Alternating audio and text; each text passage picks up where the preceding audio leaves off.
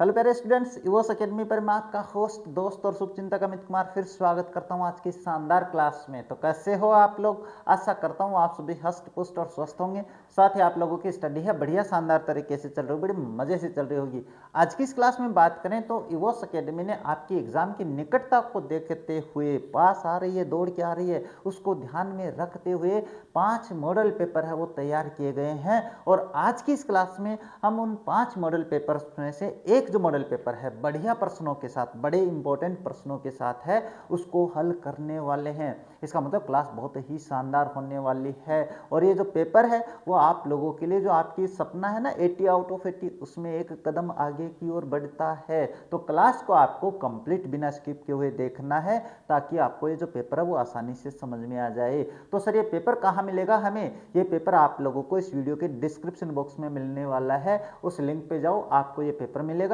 इस पेपर को डाउनलोड करने के बाद में ये क्लास देखना है। उससे क्या होगा कि आपको ये पेपर समझने में ज़्यादा दिक्कत नहीं होने वाली है। तो इस क्लास को शुरू करें इससे पहले आप लोगों से एक बात कहना चाहेंगे, अगर आप हमारे चैनल पे हो, हमारे वीडियोस देख रहे हो, वीडियोस पसंद आ रहे हैं, हमारे चैनल को सब्सक्राइब कीजिए, वीडियो को लाइक कीजिए, शेयर कीजिए, साथ ही बेल आइकन को भी ऑन रखिए ताकि मेरे वीडियोस के नोटिफिकेशन सबसे पहले आप लोगों के पास पहुंचे। अब ज़्यादा समय नहीं लेते, शुरू करते हैं आज का पेपर। और पेपर बिल्कुल मैंने आप लोगों के लिए जो आपकी एग्जाम में होने वाला है बिल्कुल वैसा ही बनाया है। कैसे? बिल्कुल जो आपका पैटर्न है कितने नंबर का होने वाला है, 3.25 घंटे, यानी कहने का मतलब 3 घंटे 15 मिनट का होगा। 80 आउट ऑफ 80 नंबर आएंगे रहे मेरे पेपर्स देखने के बाद में। 5 पेपर मैं आप लोगों के लिए बनाने वाला हूँ। 5 पेपर देखने के बाद में आपके 80 आउट ऑफ 80 आएंगे, अगर याद कर लिए तो। ऐसे नहीं कि क्लास देख ली, पेपर देख लिया और लिख के कुछ नहीं आया, बाद में कहो मुझे, ऐसा नहीं रहे। हाँ देखो, पहला जो प्रश्न होगा वो रीडिंग से संबंधित होगा, यानी पैराग्राफ आएंगे, उसमें अनसीन पैराग्राफ होंगे भैया, अनसीन पैराग्राफ होंगे। और इसमें जो पहला पैराग्राफ है, ये जो पहला प्रश्न है, ये इतना छोटा नहीं आएगा, थोड़ा बड़ा आएगा। मैं तो बता रहा हूँ, एक छोटा सा पैराग्राफ लिया अपने, एक अनुमानित बता रहा हूँ। अब की बार ये जो पैराग्राफ होगा, ये पैराग्राफ किसी महान विभक्ति के, महान विभक्ति नहीं रहे, महान विभूति, मतलब किसी महान जो व्यक्ति प्रसिद्ध हुआ है ना उसके बारे में पूछेगा। तो जैसे यहाँ पे हेलन केलर के बारे में मैंने बताया। इसमें आपके पास 8 प्रश्न होंगे और ऑब्जेक्टिव टाइप होंगे भाई। ये सारे क्या होंगे? Objective type. तो बहुत ही बढ़िया है, अंक लाने का बहुत ही सरल तरीका है। पैराग्राफ को थोड़ा सा 2 मिनट लगेंगे समय में। जैसे मैं आपको पढ़ के बताता हूँ। Helen Keller was aged to an illness took away her sight and hearing hence since है भाई, मैं क्या पढ़ देता हूँ रे। She was deaf, she lost also lost the ability to speak, for we learn to speak by imitating what we hear. So as a child she lived in a dark and the silent world. At first it seemed impossible that she would even understand others or be understood by them. Hers was thus a very lonely world. She was helped by a wonderful teacher called Miss Sullivan, ये याद रखना नाम, who had herself been blind as a child but recovered her sight after a operation. Miss Sullivan volunteered to help Helen and taught her to speak, read and write. Helen spent rest of her life working to help the blind and the deaf. ये आपने paragraph पढ़ लिया, जल्दी से अर्थ नहीं समझना आ रहा है, अर्थ समझोगे तो दिक्कत हो जाएगी, अर्थ नहीं समझना है। अब देखो इसके प्रश्नों के उत्तर कैसे करने हैं। वी लर्न टू स्पीक, हम बोलना सीखते हैं। अभी आया है एक शब्द इमिटेटिंग, इमिटेटिंग है क्या? ये रहा, bye means of the imitation, ये रहेगा। इमिटेशन यानी नकल करके, ये होता है। दूसरा है Helen Keller spend the rest of her life by serving, उसने अपना सारा जीवन बाद में किसके लिए बिताया भाई? अपने पास द ब्लाइंड एंड डेफ लोगों के लिए। अंत में आई है ये लाइन, तो है ना, अंत में आई है ना, तो ये हो जाता है। इसके बाद में क्या है? व्हेन डिड हेलन बिकम इल, कब बीमार हुई? जब 2 वर्ष की थी। तो ये रहा। आप कहोगे सर आप तो जल्दी करवा रहे हो, पैराग्राफ में ज़्यादा समय वेस्ट नहीं करेंगे, मुझे तो पता है ना, मैंने तो पढ़ लिया। What was seemed impossible for the Helens at first, पहले क्या असंभव लगा? To understand others, she would not be understood by others, both A and B दोनों सही हो जाएंगे। नेक्स्ट है 5 नंबर क्वेश्चन, क्या है? Who helped Helen, हेलन की मदद किसने की? मिस सुलिवन ने करी थी, अभी बताया मैंने अंडरलाइन करके। Who was miss Sullivan, Sullivan कौन थी भाई? वो थी अपने पास, हर डॉक्टर मान के चलते हैं उसको। इसके बाद find the word from the passage which means one who can not here, शब्द देखना है, एक व्यक्ति जो सुन नहीं सकता है, डीफ होता है। इसके बाद क्वेश्चन नंबर 8 आ गया भाई, find the word which opposite to the possible, possible का अपोजिट इम्पॉसिबल होता है। इस तरीके से बहुत ही 8 नंबर पक्के अपन ने, है ना, चिंता मत करो। दूसरा पैराग्राफ होगा, और दूसरे पैराग्राफ में कितने क्वेश्चन है देख लो भाई, 8 क्वेश्चन है। ये 100 टाइप क्वेश्चन है, इनके आंसर आपको करने भाई, उसमें तो समय वेस्ट नहीं किया, उसको मतलब जल्दी कर लिया। ये पैराग्राफ आपको देखना है, पेपर डाउनलोड कर लिया होगा। अब ये जो क्वेश्चन 8 है ना, इनके आंसर आपको करने हैं, ये प्रश्न करने जरूरी है। ये करोगे तो 100% है कि आपको अपने पेपर एग्जाम में करने में कोई दिक्कत नहीं आने वाली है। अब ये आपको करना है। अब मैं सेक्शन बी में आ जाता हूँ, यहाँ से समझाना शुरू कर देता हूँ। सेक्शन बी जो होता है वो आपके पास राइटिंग होता है भाई। राइटिंग का मतलब होता है रिटर्न वर्क जो होता है, इसमें अपने पास क्या होता है, जैसे स्टोरी होती है, पैराग्राफ होता है, इसके अलावा लेटर होता है, या ईमेल भी आ सकती है लेटर के बदले में। तो ये सारी बातें हैं, तो मैंने आप लोगों के लिए बहुत ही महत्वपूर्ण इसमें सेलेक्ट किए हैं, बहुत ही शानदार तरीके से। अब देखो, इसमें मैंने जो लेटर बनाए हैं सब कुछ है बहुत ही आसान भाषा में है, लेकिन इसके अलावा मैं बात करूं तो अपनी कहानी, पैराग्राफ और लेटर के लिए मैं अलग से क्लास अपलोड करने वाला हूं, उसको जरूर देखना है, क्योंकि उसमें मैं बहुत ही सरल तरीके से हिंदी से इंग्लिश में कैसे ट्रांसलेट करते हैं वो बनाने वाला हूं। अब देखो प्रश्न क्या है, imagine that you are Kavita Kunal, your friend has won gold medal in 200 metre race in Gramin Olympic games, write a letter to congratulate her him और हर। यानी कहने का मतलब कॉन्ग्रेचुलेशन से संबंधित जो भी लेटर आ जाए, कैसा भी लेटर आ जाए, मैंने पहले भी करवाया था, मैं ये भी समझा देता हूँ, इसके अलावा और भी समझाऊंगा, चिंता मत करो। अब इसमें क्या है कि किसी भी प्रकार का कॉन्ग्रेचुलेशन से संबंधित कोई भी लेटर आ जाए, केवल आपको ये नाम चेंज करना है। जैसे यहाँ पे अपने 200 मीटर रेस की बात करेंगे ग्रामीण ओलंपिक में, ये मान के चलो आपका जो दोस्त है, भाई बहन है, वो अपने पास क्या है, अपने मेरिट में आया है, इसके अलावा गोल्ड मेडल है, कहीं और जीता है, खो खो में जीता है, कबड्डी में जीता है, तो वो नाम चेंज करना है, बाकी कुछ नहीं। देखो अब लेटर लिखने का तरीका, जो इनफॉर्मल लेटर होता है उसका लिखने का जो तरीका होता है, उसमें आप अपना एड्रेस लिखो। अगर एड्रेस, अरे ये कैसे 20, हाँ, आपके पास कोई अपने क्या है कि एड्रेस नहीं दिया हुआ है, तो आप एड्रेस कोई भी नहीं ध्यान में आ रहा है, तो मैं एक एड्रेस हमेशा बताता हूं बच्चों को, डी विंग, नेहरू नगर और नवलगढ़। मैं ये एड्रेस हमेशा बच्चों को बता देता हूं, क्यों, क्योंकि अगर नहीं ध्यान में आए, अपना एड्रेस नहीं बना सको, तो ये एड्रेस लिख देना आप लेटर में, इसके अलावा कुछ नहीं पूछने वाला है। बात करें ये क्या है, B2 सेक्टर 11 पुणे आ गए रे, कहाँ पुणे, अरे पुणे नहीं, अपन नवलगढ़ की बात करेंगे रे, नवलगढ़ करता हूँ मैं। देखो हाँ, कोई बात नहीं, यहाँ स्थान पे कोई फर्क नहीं पड़ता है, जो आपके दिमाग में है। इसके नीचे दिनांक है वो इसी फॉर्मेट में लिखनी है, जैसे महीने का नाम, तारीख और 2026 मैं क्या बोल देता हूँ, 2026 है भाई। इसके बाद देखो कि आपके दोस्त का नाम नहीं दिया है प्रश्न में, तो आप कोई भी नाम लिख सकते हो। लड़का है, लड़के का नाम लिख दो, लड़की है, लड़की का नाम लिख दो। तो इसमें लिखा है dear Radha, I am hale and hearty here and hope that you will be glad there. ये लाइन आप किसी भी पर्सनल लेटर में लिख सकते हो, व्यक्तिगत लेटर में। I became very happy to know that you have won gold medal in 200 metre race in Gramin Olympic games. मुझे बड़ी खुशी हुई कि तुमने जीता है गोल्ड मेडल ग्रामीण ओलंपिक में, जो 200 मीटर रेस है उसमें। I felt so pleased that I wish I were there to congratulate you personally। मैं ये मानती हूँ कि काश मैं वहाँ पे होती और तुम्हें खुद कॉन्ग्रेचुलेट करती, स्वयं उपस्थित होके। यहाँ पे लड़का होता तो मैं कहता कि मैं उपस्थित होता, यहाँ पे राधा नाम लिख दिया भाई। You have proved that hard work and the determination. ये जो लाइन है ना, यहाँ से लेके यहाँ तक आप किसी भी लेटर में लिख सकते हो, कॉन्ग्रेचुलेशंस में। कॉन्ग्रेचुलेशंस की बात कर रहा हूँ मैं, रट लेना इसको भी। You have proved that the hard work and the determination being good results. You were so hardworking and the passionate about it. Really, you worked very hard to get this achievement. I was also sure about your winning. I apologize that I couldn't even attend the celebration party despite my wishes. बस ये इसमें किसी भी competition का नाम नहीं लिखा है, कोई क्लास का नाम नहीं लिखा है, कोई जॉब का नाम नहीं लिखा है, लेकिन ये आपके लिए बहुत ही फायदेमंद है, तो इसको तो रट लो। यहाँ पे केवल ये नाम चेंज करना होगा, यहाँ पे केवल ये नाम चेंज करना होगा, और आपका कांग्रेचुलेशंस जो लेटर है वो तैयार, बिल्कुल बहुत ही शानदार तरीके से। तो ये याद कर लेना। इसके बाद में इसके आगे देखो, ये भी है hope to see you soon. ये भी आप बिल्कुल उसी लेटर का आगे का हिस्सा है, तो कुछ नहीं चेंज कराया। देखो मैंने इसमें, यानी किसी भी लेटर में लिख सकते हो, ये भाषा मैं बता रहा हूँ। Please be encouraged and continue your hard work. Your future is very bright. My parents and the elder brother have sent lots of love and the heartiest congratulations with lots of love and the best wishes. यानी कहने का मतलब letter भाषा मैंने ऐसे बनाई है, आप किसी भी किताब को उठा के देख लेना, अगर ऐसी हो तो हर एक लेटर में अलग भाषा बताएंगे। मैं आपको एक ही भाषा बता रहा हूँ, कहाँ से लेके यहाँ से लेके और यहाँ तक एक ही भाषा बता रहा हूँ। कांग्रेचुलेशंस की केवल आपको एक नाम चेंज करना है। क्या सर वो नाम है ये, है ना, ये नाम चेंज कर देना, बाकी कांग्रेचुलेशंस का लेटर तैयार है। अब बताओ, अब ये एक भाषा तैयार नहीं कर सकते तो फिर तो मेरा नाम डुबोगे तुम लोग। इसके बाद में बात करें आगे, तो आगे क्या दिया हुआ है, आगे बात करें तो हाँ, इसके अथवा में देखो क्या है, write a letter to your father requesting him to allow you to go on a historical educational tour and send you some money.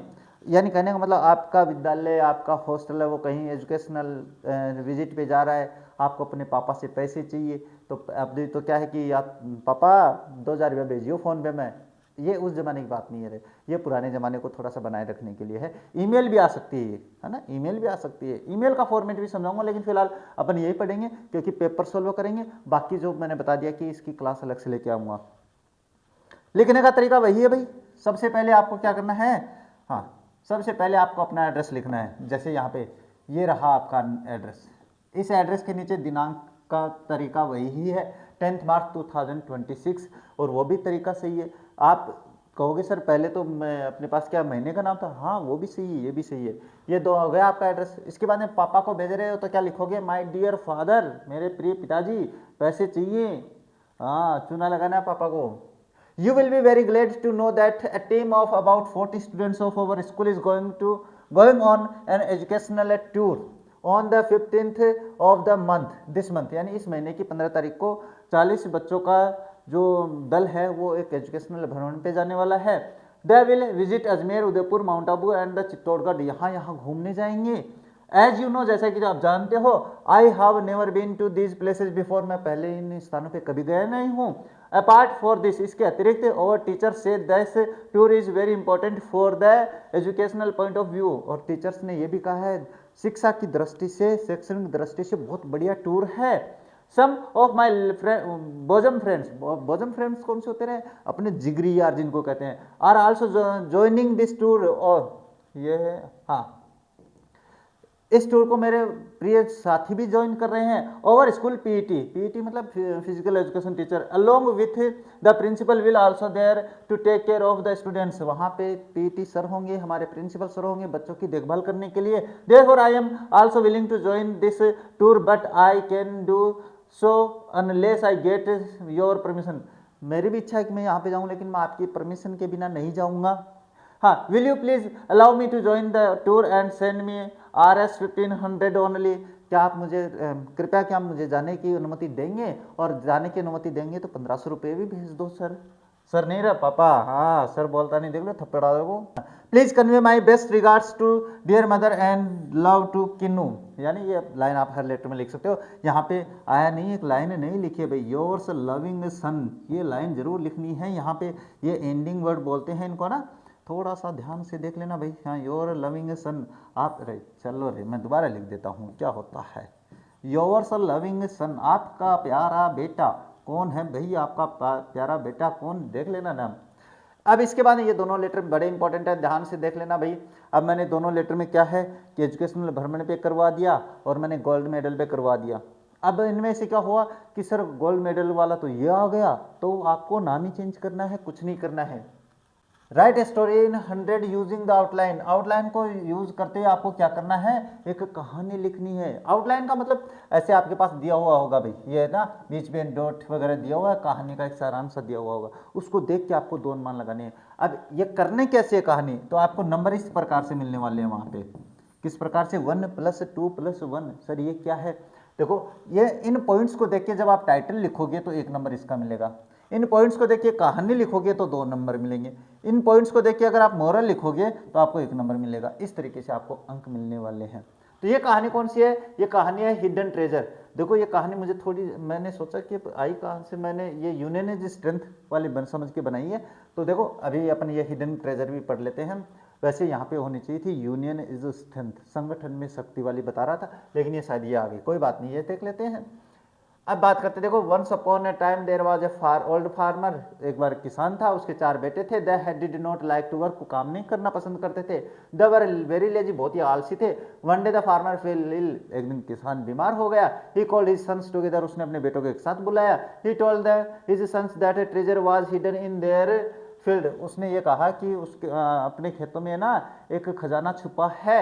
इसके बाद में they could dig it out and take it, वो उसे खोद कर निकाल सकते हैं। किसान ने कहा भाई, द फार्मर डेड, बेचारा किसान मर गया। His sons rake the field, उसके बेटों ने जो खेत वो खोद दिया। But there was no treasure, लेकिन वहाँ पे कोई खजाना नहीं था। पिताजी मजे ले गए। उसके बाद they very very very sad, वो बड़े दुखी हुए। The farmer's friend advise them to sow wheat, और बाद में एक फार्मर था, जो फार्मर था ना उसका दोस्त है, वो कहते हैं गेहूँ इसमें बेच दो भाई। द फील्ड वाज वेरी डग, वो जो अपने पास है ना वेल डग का मतलब होता है अच्छे से खोदा गया था। So they got a very rich crop, इसलिए उनके पास एक बढ़िया फसल हुई। Now they understood the meaning of the buried treasure, और इस प्रकार से वो दबे खजाने का रहस्य भी समझ गए। द वर्कड हार्ड, उन्होंने कठिन मेहनत की। Soon the were very rich, और जल्दी वो अमीर हो गए। और कहानी का मोरल क्या है? वर्क इज वर्शिप, काम ही पूजा है। इस प्रकार से हो जाएगी। दूसरी कहानी अथवा में जाए, वो क्या है? अच्छा ये भैया अथवा इसमें दी हुई है ना, हाँ, वो चारों बेटे लड़ते रहते थे, वो करते रहते थे, तो दोनों कहानी आ गई है भैया यहाँ पे। ये यूनियन इज स्ट्रेंथ है, और इसमें आपको कहाँ पे गई कहानी?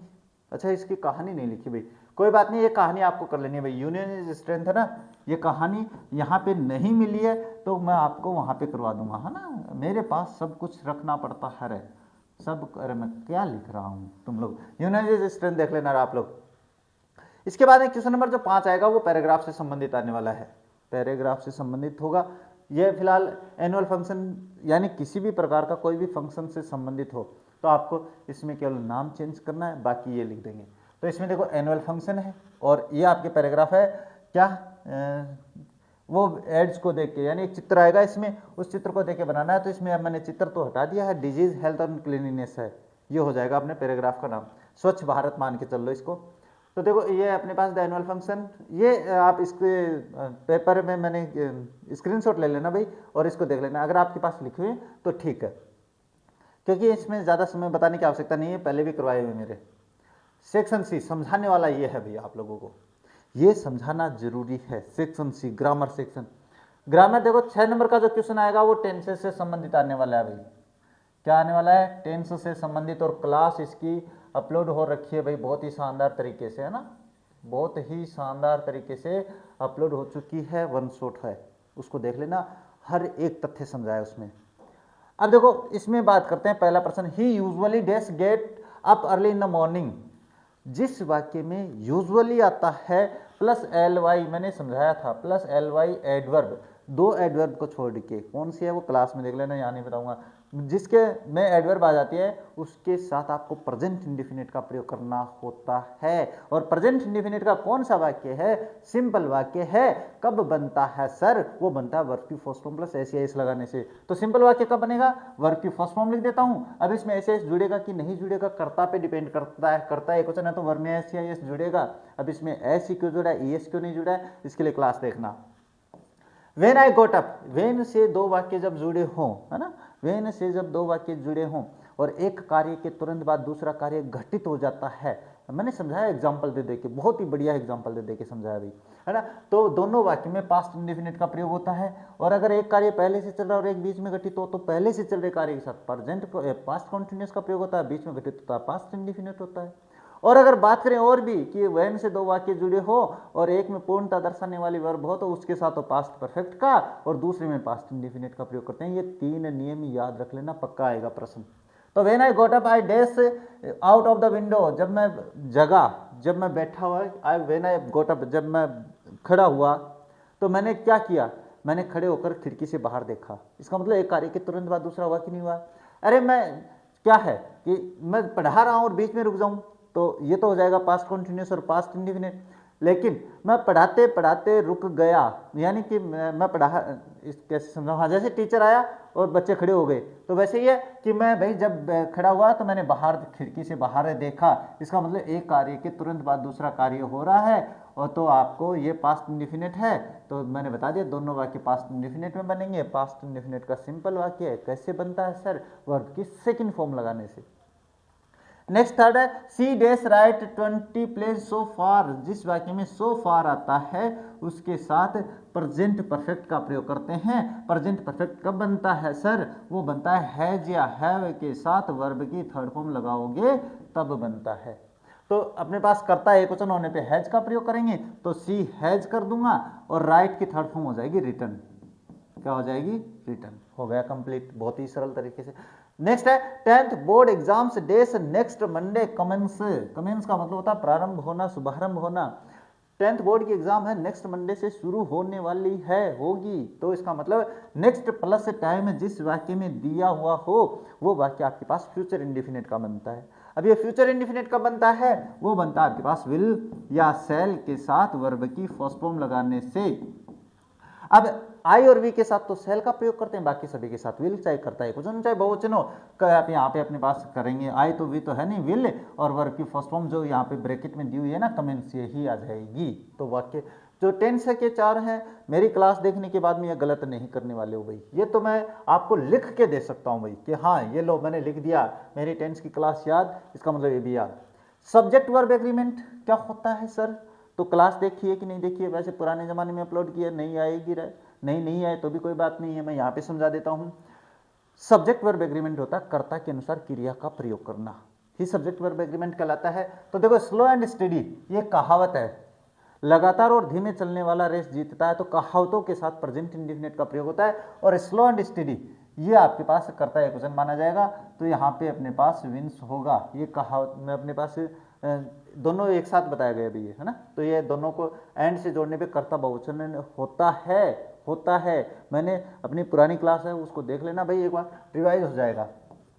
नीदर ऑफ दीज प्रिंटर्स, जब दो अपने पास नीदर सब्जेक्ट हो किसी भी चीज किसी भी वाक्य का, क्या हो, नीदर सब्जेक्ट हो, नीदर हो या ईदर हो, क्या हो, नीदर हो या ईदर हो, दोनों के बाद में अपने पास क्या दिया हुआ हो, प्लस ऑफ दिया हुआ हो और प्लस पीसीएन दिया हुआ हो, है ना। पीसीएन का मतलब क्या होता है, प्लूरल काउंटेबल नाउन, ये दी हुई हो, तो इसको देखकर आप बहुवचन वर्ब मत कर देना रे, क्योंकि इनके साथ हमेशा अपने पास एसवी का प्रयोग होता है, सिंगुलर वर्ब का प्रयोग होता है। तो देखो नीदर दिया हुआ, यहाँ पे इधर होता तो भी ठीक है, नीदर ऑफ दीज प्रिंटर्स, ये बहुवचन पीसीएन आ गई, तो यहाँ पे आपको सिंगुलर वर्ब का प्रयोग करना है। अब यहाँ पे सिंगुलर कौन सी है, तो प्रेजेंट इंडेफिनिट के लिए मैंने समझाया भाई, यहाँ पे जिस वर्ब में ऐसे जुड़ा होता है वो सिंगुलर होती है, वो सिंगुलर होती है, मैंने कारण सहित समझाया टेंसेज में। तो ये हो जाएंगे 2। इसके बाद क्वेश्चन नंबर 8 क्या है, वो कंबाइन द सेंटेंस, यानी इफ से जोड़ना है। तो मैं एक बात बता देता हूँ इफ से कैसे जोड़े जाते हैं। इफ वाला वाक्य जो होता है वो डिपेंडेंट होता है, मेन क्लोज जो होता है, अपनी जो कंडीशनल क्लासेज देखी होंगी आप लोगों ने, है ना, कंडीशनल क्लासेज जो देखी हैं उसमें आपको आसानी से समझ में आ जाएगा कि विल वाले वाक्य के साथ अपन इफ का प्रयोग नहीं करते हैं। ओपन कंडीशन में, ये ओपन कंडीशन है तो इसके साथ इफ का प्रयोग करेंगे, ये आपको वहीं पे देखना पड़ेगा भाई। तो इफ है वो इस वाक्य के पहले लगा दो, if you help others, comma लगाएंगे और ये डॉट इसको तो हटा देंगे, यू विल बी लव्ड, तो बस इतना सा करना है। इफ वाला वाक्य नहीं आएगा भैया, आप लोगों के पास हु का आएगा, 100% है। इसके बाद she attempted answers, she had read the passage. अब आफ्टर से 2 वाक्य जोड़ने हैं, तो अगर आप लोगों ने मेरा पास्ट परफेक्ट का जो रूल है वो देखा है कि आफ्टर से जब 2 वाक्य जोड़ते हैं तो आफ्टर के बाद वाला वाक्य परफेक्ट में बनता है और पहले वाला इंडेफिनिट में बनता है। तो दोनों वाक्यों में देखो, ये तो वर्ब अपने पास्ट इंडेफिनिट में क्योंकि वर्ब की सेकंड फॉर्म है, ये हैड प्लस वर्ब की थर्ड फॉर्म दे रखी है, तो ये आपके पास पास्ट परफेक्ट है। इसका मतलब है आफ्टर के बाद आता है ये, तो इसका मतलब आफ्टर आपको इसके पहले लिखना है, इसके पहले लिखेंगे तो ये वाक्य पहले लिखा जाएगा। तो क्या हो जाएगा, she attempted answers after she had read the passage, बस इतना करना है, ये तो बहुत ही सरल है। और बिफोर वाला आ जाता, अगर बिफोर वाला यहाँ पे बिफोर होता तो क्या करते सर, तो फिर आपको देखो बिफोर के पहले वाला वाक्य पास्ट परफेक्ट में बनता है, तो आपको इसके बाद में देखो पास्ट परफेक्ट है ना, तो यहाँ पे आपको बिफोर का प्रयोग करना होता और बिफोर के बाद में ये वाक्य यहाँ से हटाकर आपको यहाँ पे लिखना होता। तो क्या हो जाता, she had read the passage before she attempted answer, फिर ये होता। समझ लेना मेरी बात को आप। क्वेश्चन नंबर 9 जो है वो आपके पास पैसिव वॉइस का होगा। ये पहले 2 आते थे, अब 1 नंबर का आ गया, 1 ही आएगा। तो पैसिव वॉइस का जो रूल है वो मैंने वैसे तो समझा रखा है, लेकिन फिर भी मैं यहाँ पे थोड़ा सा बता देता हूँ। सब्जेक्ट को ऑब्जेक्ट, ऑब्जेक्ट को सब्जेक्ट बनाते हैं। We send an email through internet, we send an email, हम इंटरनेट के द्वारा ईमेल भेजते हैं। तो देखो जो माध्यम होता है ना वो कभी भी ऑब्जेक्ट नहीं होता है। हम सेंड क्या करते हैं, ईमेल करते हैं, तो ये अपने पास प्रेजेंट इंडेफिनिट का है।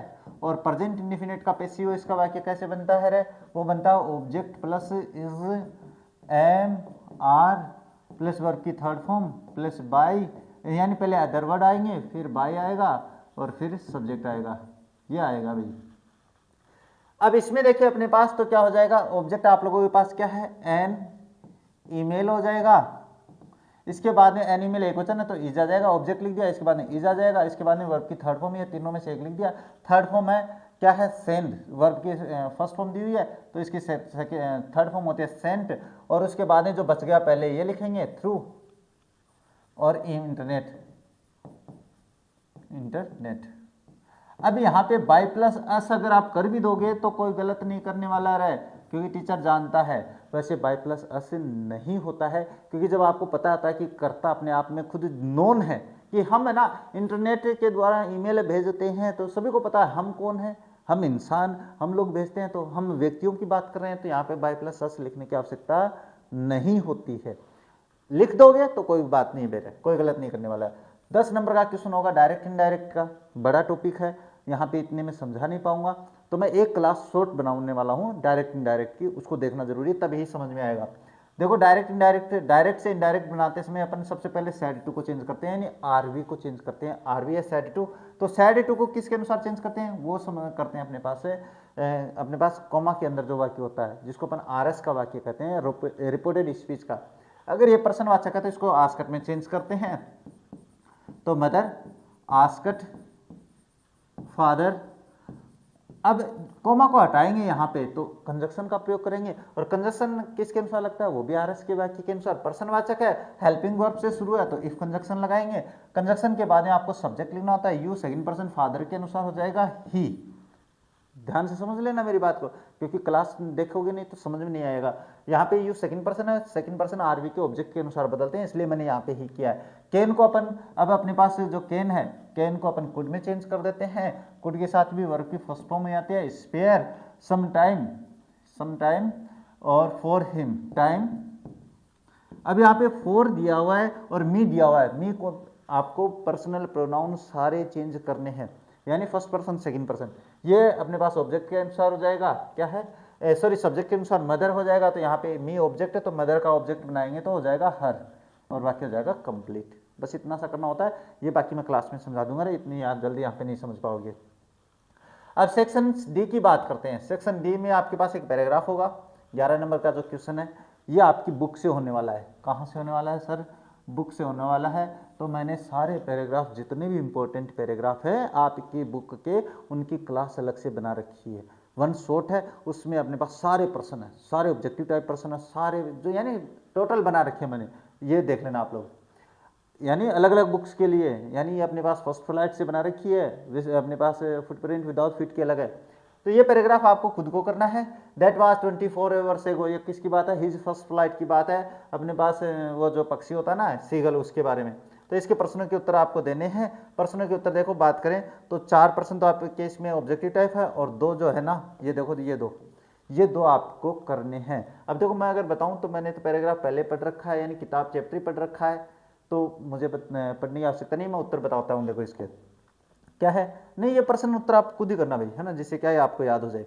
तो ये आप जो पेपर है वो आप लोगों ने तो निकाल लिया होगा, डाउनलोड कर लिया होगा, तो ये देख लेना भाई। इसके अथवा में एक और आएगा भाई, 2 आएंगे, दोनों में से कोई भी कर सकते हो, मैंने एक ही बनाया। क्वेश्चन की बात करते हैं। जो 12 नंबर का क्वेश्चन होगा ये आपके पास है क्या है, शॉर्ट आंसर्स हैं एनी 3, यानी 4 प्रश्न होंगे भाई इसमें, शायद 4 ही हैं, 2 तो यहाँ पे और 2 नीचे। हाँ, 4 प्रश्नों में से आपको कितने करने हैं, 4 प्रश्नों में से आपको 3 प्रश्न करने होते हैं, तो तीनों प्रश्न आप कर देना। इसमें मैं बता देता हूँ, ये जो क्वेश्चंस मैंने लिए ना 12 नंबर में, ये बड़े ही इंपॉर्टेंट क्वेश्चंस है, इनको आपको याद ही करना है, रटना है।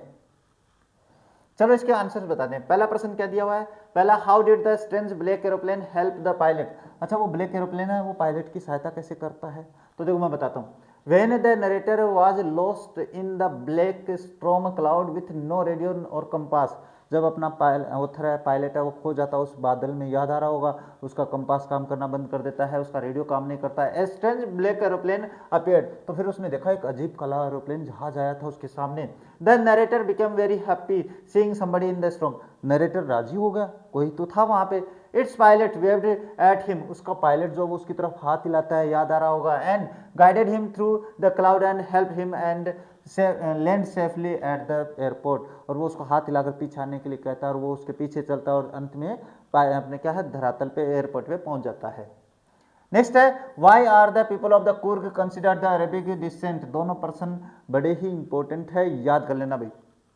The people of Kurg are considered of Arabic descent because of the long black coat with an embroidered vest belt they wear, known as kufiya. This strongly resembles the kufiya worn by the Arabs and the Kurds.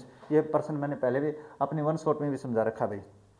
इसके दूसरे प्रश्न कौन से हैं, दूसरे प्रश्नों में आए तो how did Pranjol and Rajvir begin their journey, train journey airport पे प्लेटफॉर्म पे जाते हैं, चाय गर्मा गर्म चाय वाला मैंने बताया है, हाँ वो ये देख लेना भाई, हाँ ये बताने की आवश्यकता नहीं है, उसमें तो वैसे इतना खास भी नहीं है।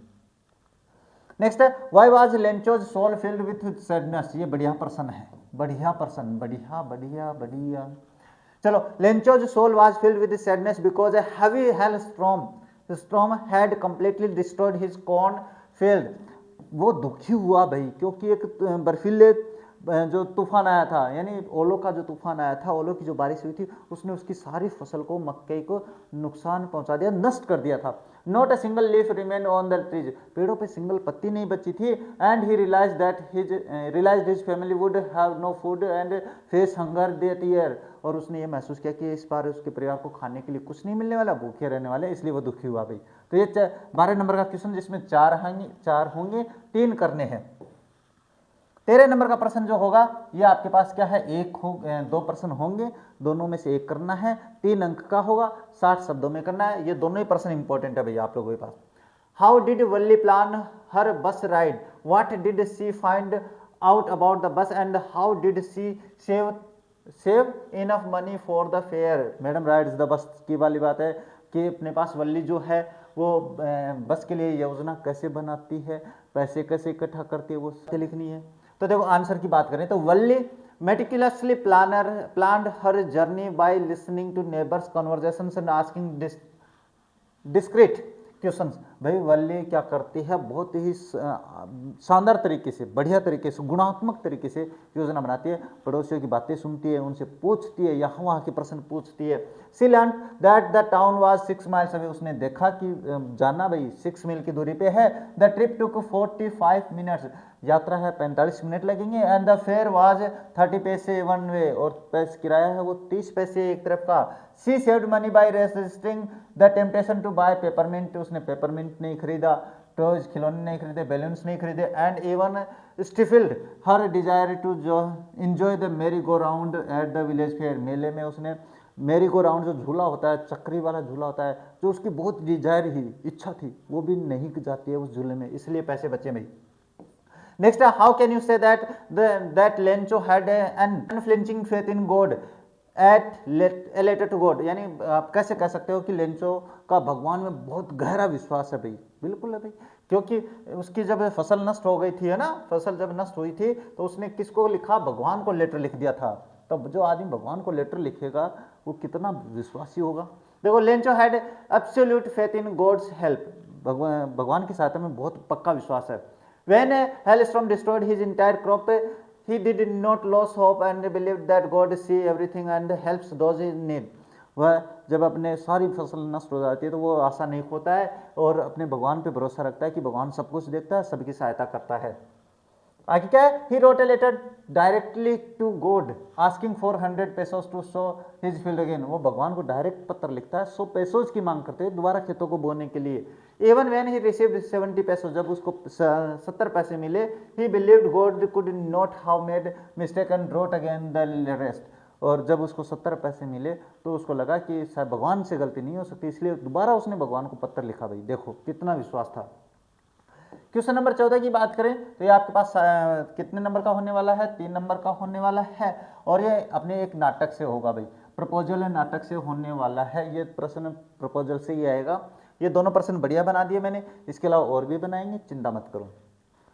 क्या है, why did लोमो want to marry Natalia immediately, Natalia से इमीडिएटली शादी क्यों करना चाहता था, क्योंकि सर उम्र हो गई थी उसकी, अब पेल्पिटेशन से बीमार था वो, कई बीमारियां सी लग गई थी। तो देखो, Lomov wanted to marry Natalia immediately because he was already 35 years old, वो 35 साल का तो पहले ही हो गया, which he considered a critical age, जिसको वो क्रिटिकल एज मानता है, to lead a stable and regular life, जिसमें वो अपने पास स्टेबल और रेगुलर लाइफ नहीं रह सकता है। Moreover, he suffered from palpitations, sleep disorders and was easily upset, और ये तनाव से ऐसी बीमारी से ग्रसित था। He felt he needed a companion like Natalia, वो मानता है कि नतालिया जैसी साथी उसको चाहिए।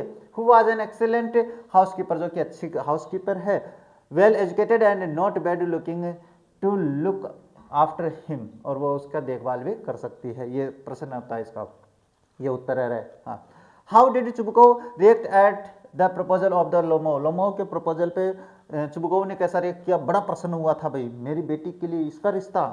Chubukov was extremely happy and excited when he heard लोमोज proposal for his daughter, बड़ा खुशी हुआ नतालिया के लिए जब वो उसका रिश्ता स्वीकार करता है।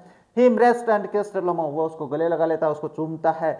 Shedding a tear of joy, उसकी खुशी के आंसू निकल आते हैं। He mentioned that he had been hoping for this for long time, वो ये भी कहता है लंबे समय से इंतजार कर रहा था। He called Lomov his son and went off immediately to call Natalia, वो उसको अपना बेटा कहता है और उस नतालिया को बुलाता है, fully supporting the match as it was the profitable union. और सबसे बड़ी बात ये थी कि ये जो शादी थी ना, ये जो मिलाप था, ये लाभदायक था अपने पास चुबुकोव के लिए, इसलिए वो शादी करता है, शादी के लिए राजी होता है, वो नहीं करता। कहीं देखो गुरुजी के बता रहे हो, ये जो 15 नंबर का पैराग्राफ आएगा, क्वेश्चन आएगा, ये आपके पास पोइट्री से संबंधित है, और मैंने पोइट्री की भी एक 1 शॉट क्लास अपलोड कर रखी है जिसमें मैंने सारा कुछ समझाया हुआ है भाई, तो वो भी देख सकते हो अगर समय मिले तो।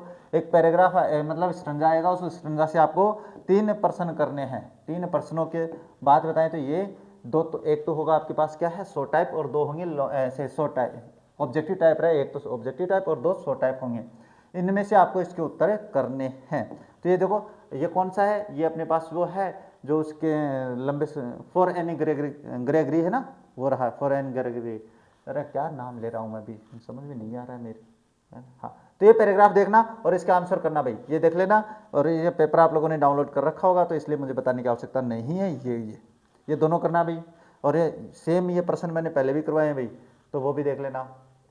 इसके बाद ये कौन सा है, but he is locked in the concrete cell of tiger in the zoo, उससे है his strength behind bar is stalking the length of the his cage ignoring visitors। इसमें बात करें तो what does the tiger do inside the cage, पिंजरे में क्या कर रहा है भाई, वो स्टॉक्स कर रहा है, बैक एंड फोर्थ ये रहा, stalks back and forth. Where is the tiger impression now, कहाँ कैद है, चिड़ियाघर में है ना, जू में, ये हो जाएगा। Why is the tiger ignoring the visitors, क्योंकि वो उनको नहीं देखना चाहता। Stalking in length of the ignoring visitors, ये इसलिए क्योंकि वो उनकी तरफ ध्यान नहीं देना चाहता है। तो ये प्रश्न है, ये अगर आपको नहीं भी मिले तो आप मेरी क्लास में देख लेना, और इसके जो पेपर है ये सोल्व्ड पेपर में अलग से अपलोड करूंगा बाद में, पहले नहीं बाद में, पहले आपको खुद को करना है। क्वेश्चन नंबर 16, ये आपके पास 2 होगी। क्वेश्चन नंबर 16 है वो आपके पास 2-2 नंबर के होने वाले, फुटप्रिंट विदाउट फीट से, किससे, यानी सॉरी पोइट्री से होने वाले। ये 2 प्रश्न करने हैं, 3 में से मैंने तीनों करवाए हैं, तीनों इंपॉर्टेंट है, ध्यान से देख लेना भाई।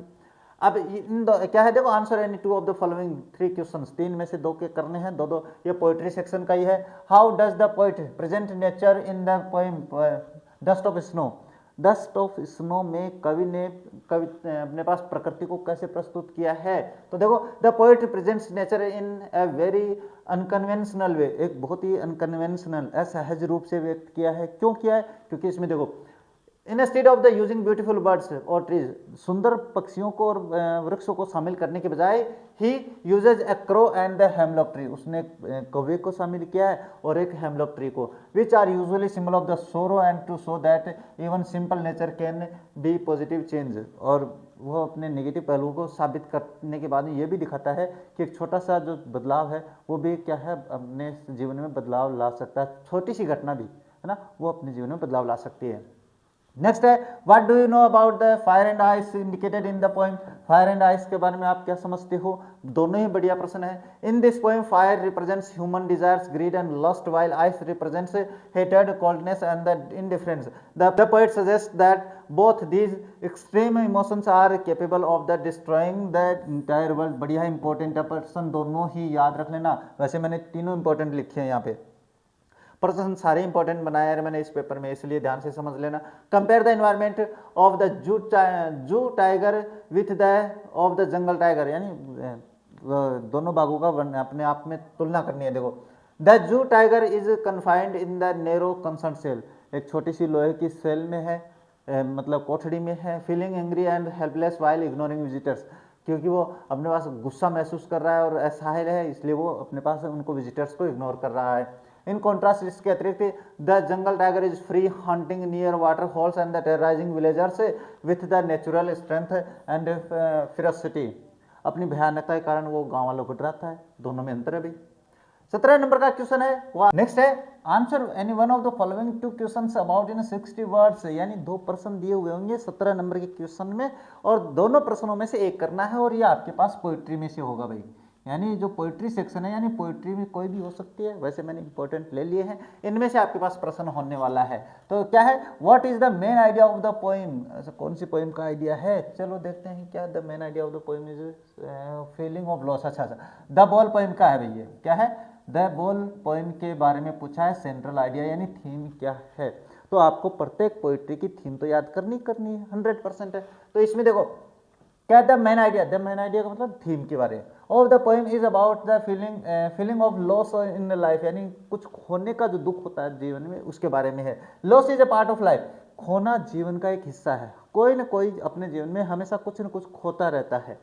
And we must learn to handle it, और हमें बाद में क्या होता है, हम इसको हैंडल करना सीख लेते हैं भाई, उसके बिना रहना सीख लेते हैं, क्योंकि अपनी चीज वो वापस आती नहीं है। इसलिए when we loss something for the first time, जब अपन कोई चीज पहली बार खोते हैं, खो जाती है पहली बार, जब बड़ा दुख होता है, वी फील सैड, हमें दुख होता है। In the poem the boy losses his ball, इस कविता में बच्चा है अपनी बॉल खो देता है, एंड फील्स अपसेट, और बड़ा चिंतित होता है। The poet could buy him another ball, कवि उसे खरीद के दे सकता है दूसरी ball, but he wants the boy to learn that loss is the part of life, लेकिन उसे ये कवि चाहता है कि बच्चा ये सीखे कि खोना जीवन का एक भाग है, एक हिस्सा है। इसके बाद में दूसरे प्रश्न के बारे में बात करें तो दूसरा प्रश्न कौन सा दिया हुआ है, दूसरा इसी में दिया हुआ है, how do the character react after custard defeated in the pirate. अच्छा, डिफीटेड द पायरेट, कस्टर्ड जब उस डाकू को हरा देता है तो कैसे साथी रिएक्ट करते हैं। The tale of Custard the dragon के बारे में है। After Custard bravely kills the pirate, all characters celebrate and show their affection. Belinda embraces him, Belinda उसके गले लग जाती है। Mustard licks him to show love, जो अपने पास क्या है मस्टर्ड, वो उसको चाटने लग जाता है। Ink and Blink dance around him enjoy, Ink and Blink उसके चारों तरफ डांस करना शुरू कर देते हैं। However their bravery is short lived, यद्यपि उनकी जो बहादुरी थी वो छोटी थी। To hide their previous cowardice Mustard Ink and Blink immediately start making excuses, और बाद में अपनी कायरता छुपाने के लिए वो बहाने बनाना शुरू कर देते हैं। Claiming that would have been much braver if the hadn't been confused running to their boastful nature, अगर बाद में वो थोड़ा सा कहते हैं कि हम भी ऐसा नहीं करते, अगर हमारे साथ ऐसा नहीं होता तो ये हो जाता है उसका। नेक्स्ट बात करें तो क्वेश्चन नंबर 18 जो आएगा वो आएगा आपके पास उससे फुटप्रिंट विदाउट फीट से। 2 प्रश्न होंगे, यानी 3 होंगे, 2 करने हैं और 2 नंबर के होंगे। देखो, why do Bholi's parents accept Bishamber marriage proposal. अच्छा, विशंबर नाथ की शादी का प्रपोजल जो रिश्ता था वो स्वीकार कर लिया भोली के माता पिता ने, क्यों, क्योंकि वो बढ़िया था, पैसे वाला था। Bholi's parents accept Bishamber's marriage proposal because he is wealthy grocer, he does not demand dowry, the fear that being ugly and witless no one else will marry her, उनको इस बात का भी दुख था कि भाई वो बुद्धिहीन है, सुंदर नहीं है, तो कोई शादी नहीं करेगा। How does think tank compare Earthlings with Martian? बढ़िया प्रश्न है दोनों। Think tank consider the Martians more handsome and the more intelligent then the Earthlings, यानी वो ये सोचता है कि मार्शियन ज़्यादा सुंदर है और ज़्यादा इंटेलिजेंट है। The earthlings are ugly and less intelligent because they have tiny head, वो ये मानता है कि वो सुंदर नहीं है, बुद्धिहीन है, क्योंकि उनका सर भी छोटा सा ही है। तीसरा है what was the cause of the Loisels' ruin? बढ़िया प्रश्न है ये। अगर अपने पास 3 नंबर का आ जाए तो 60 नंबर का भी हो सकता है, और 2 नंबर का आया तो ये भी कर सकते हो। देखो, the cause of the Loisels' ruin, Loisel की विनाश का कारण क्या था भाई? Matilda's dissatisfaction with her life, सबसे बड़ा कारण था मेटिल्डा का अपने जीवन से असंतुष्ट रहना, एंड हर प्राइड, और अपने गर्व में उसका घमंड, to look rich at a ball, एक पार्टी में अमीर दिखने के लिए she borrowed a diamond necklace and lost it, वो एक डायमंड का नेकलेस उधार लेती है और खो देती है। To replace it they took heavy loans, उनको रिप्लेस करने के लिए भारी लोन लिया, which took them 10 years of the hard work and the extreme poverty of to repay, और उनको 10 साल लगे उस लोन को चुकाने में, उस कर्जे को चुकाने में, जिससे वो बहुत ही ज़्यादा गरीबी से ग्रसित दिखने लगे। ये हो जाता है आपके पास 18 नंबर क्वेश्चन। इसके बाद में बात करें तो क्वेश्चन नंबर जो 19 होगा वो आपके पास फुटप्रिंट विदाउट फीट से होने वाला है, 60 शब्दों का होने वाला, 3 नंबर का होने वाला है। Mister how did mister Herriot treat Tricki? बढ़िया प्रश्न है अब की बार।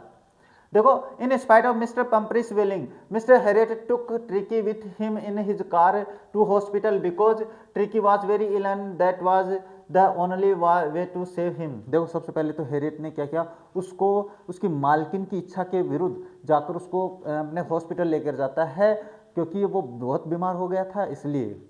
ट्रिकी वाज गैस्पिंग, ट्रिकी सांस ले रहा था। गैस्पिंग का मतलब मैंने बताया तरीका। हाँ, Tricki remained motionless on the carpet, और ट्रिकी मोशनलेस पड़ा रहता है कारपेट पे। He was not given anything to eat for 2 days, उसको 2 दिन खाने के लिए कुछ नहीं दिया, तू मत खा, बहुत खा लिया तूने। He was given plenty of water, उसको पानी दिया गया। ऑन द सेकेंड, दूसरे दिन, he started to show some interest in the surroundings, दूसरे दिन वो रुचि दिखाना शुरू कर देता है। In this way there was a gradual recovery in Tricki's health, और इस प्रकार ट्रिकी के हेल्थ में परिवर्तन आ गया था। मैंने बहुत ही शानदार तरीके से बता तो रहा हूँ ना, 1 शॉट क्लास है, उसको देखने के बाद में किसी की आवश्यकता नहीं पड़ने वाली है। इसके बाद नेक्स्ट क्वेश्चन क्या है? राइट अबाउट अनिल से लाइफ स्टाइल एंड अर्निंग्स। दो, ये भी बढ़िया प्रश्न है। अनिल का लाइफ स्टाइल क्या है भाई? बस खाना, कमाना, खाना पीना, मस्त रहना, बस इतना ही है। देखो, Anil was a writer, Anil एक राइटर था। It was his source of earning, यही उसके कमाने का साधन था। He sold his books to a publisher and got money to in return, वह पब्लिशर को एक किताब बेचता है। हिज इनकम वाज इरेगुलर, उसकी इनकम इरेगुलर है भाई, अनियमित है, कभी आए कभी नहीं आए। He kept worrying about his next check, अपने अगले चेक के बारे में चिंतित रहता है। He made money by fits and starts, वो यदा कदा अपने पैसे बना लेता है यहाँ वहाँ से। He wrote to for magazines, magazines के लिए लिखता है। He borrowed money from others and the next week he would lend them money, पहले सप्ताह उधार लेता है, दूसरे सप्ताह चुका देता है।